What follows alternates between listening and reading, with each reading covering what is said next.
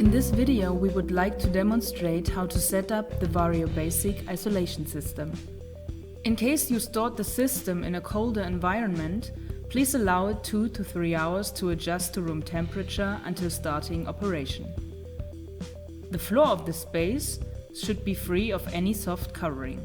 The actual quantity of isolation elements depends on the overall weight of your application.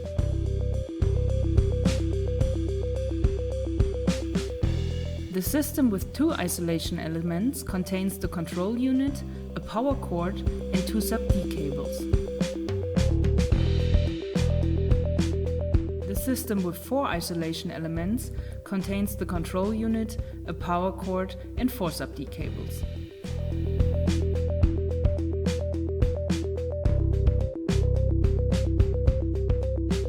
In order to obtain the best possible isolation performance, the isolation elements are mounted parallel to each other on a stable, rigid and flat surface at a minimal distance of 40 centimeters. If there are caster wheels on the support frame, unscrew the leveling feet until the caster wheels don't touch the ground anymore.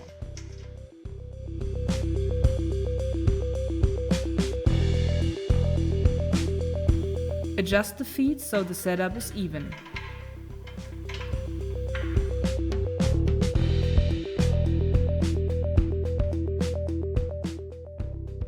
See that the connectors of each isolation element are located towards the respective opposite isolation element.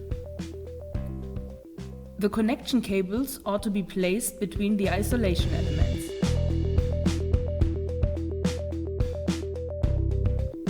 Use the sub-D cables supplied to connect the isolation elements to the port isolation unit AB on the control unit. Hereby, it is irrelevant which port you use.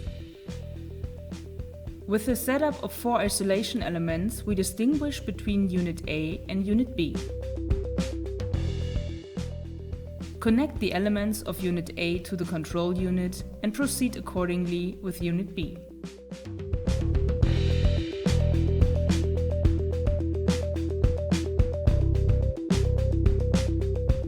Finally, connect the control unit to the power supply.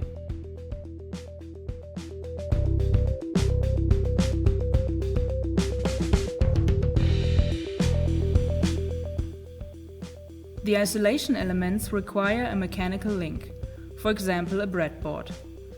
The dimensions of the breadboard should preferably match these of the isolation elements. Center your application on the breadboard accordingly.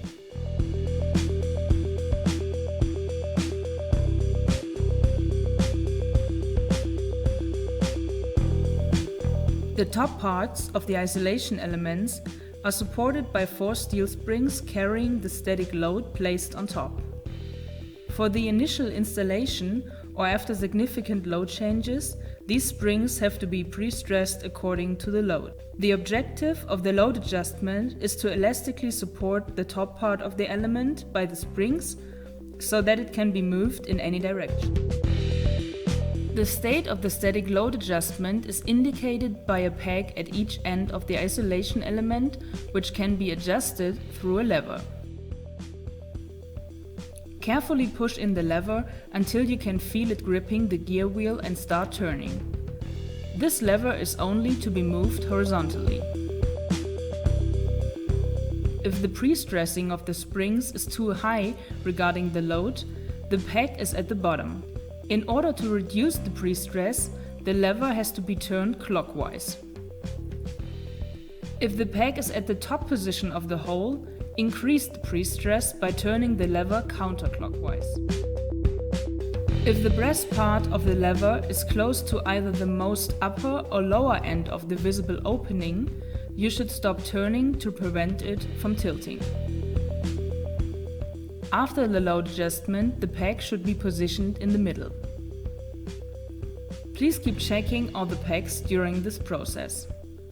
Once all of them are eventually positioned in the middle, no further adjustment is required.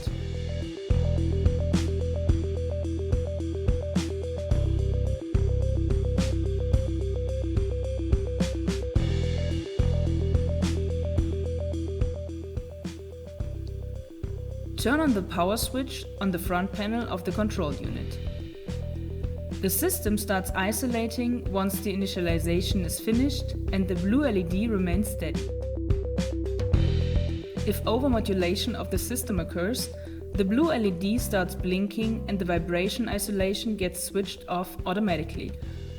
Once this interference has subsided, the system re-initializes and after a couple of seconds resumes active vibration isolation. The sensor and actuator signals are displayed by the flashing yellow and red LEDs when extreme vibrations are present or when there is a direct excitation of the tabletop. The isolation mode can be turned off by pushing the on button. For transport purposes, the system has to be locked accordingly.